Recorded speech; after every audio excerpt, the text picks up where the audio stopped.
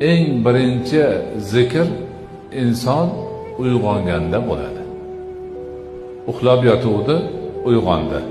Ko'zi ochildi, o'zini demak uyg'onganligini bildi, hayotga qaytda, yana qaytganini his qildi.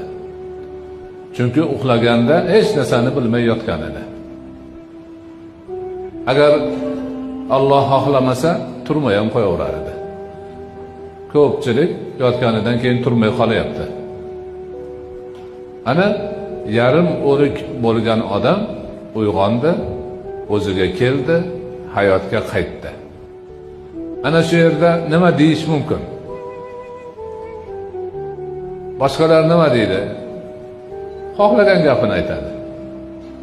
Birov yana ozgina uxlasam bo'lardi deydi.